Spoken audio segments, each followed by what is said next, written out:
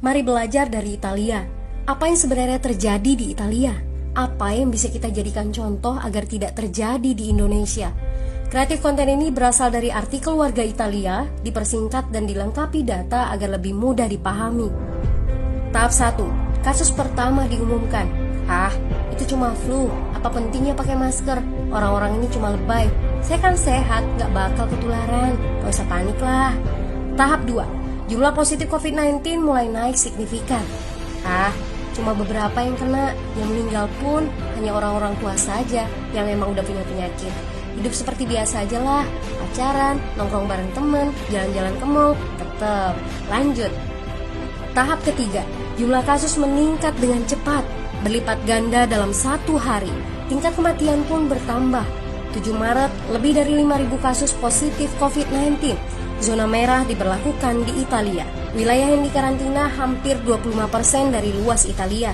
Sekolah dan universitas tutup, tapi tempat kerja, bar, dan restoran masih buka. Sementara itu, 75% wilayah lain masih menganggap enteng COVID-19. Anjuran mencuci tangan ada di mana-mana, tapi sekadar anjuran dan tak banyak yang melakukan.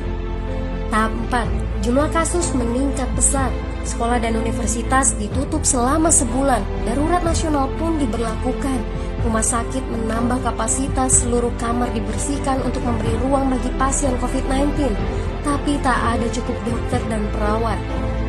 Ada terlalu banyak kasus pneumonia, terlalu banyak pasien perlu ICU, tapi ruangannya sudah habis, ventilator habis.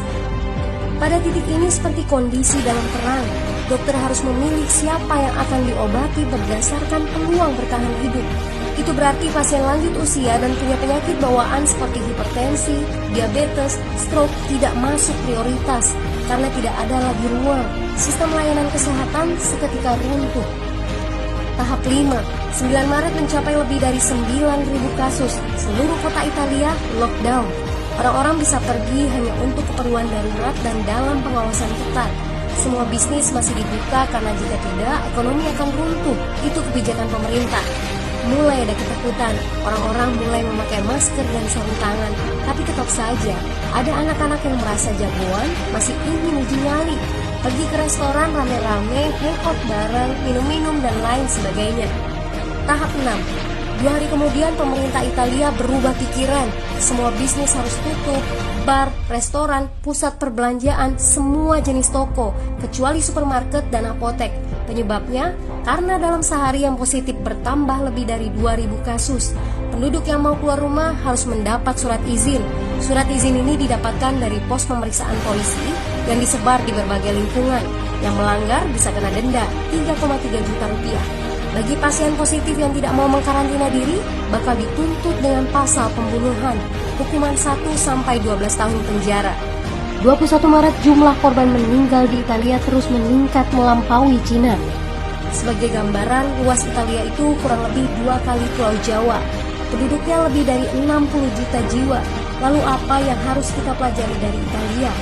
Yuk, mulai dari diri sendiri, mulai dari di rumah aja. Jaga kebersihan lalu isolasi diri dan keluarga. Tidak keluar rumah kecuali sangat penting. Ini saatnya memulai solidaritas. Yang mampu harus mulai membantu yang tidak mampu. Ini adalah bentuk usaha dan doa kita semua. Semoga badai corona ini segera berlalu. Mari memulai kekompakan dengan membagikan informasi ini. Di rumah aja, mari belajar dari Italia.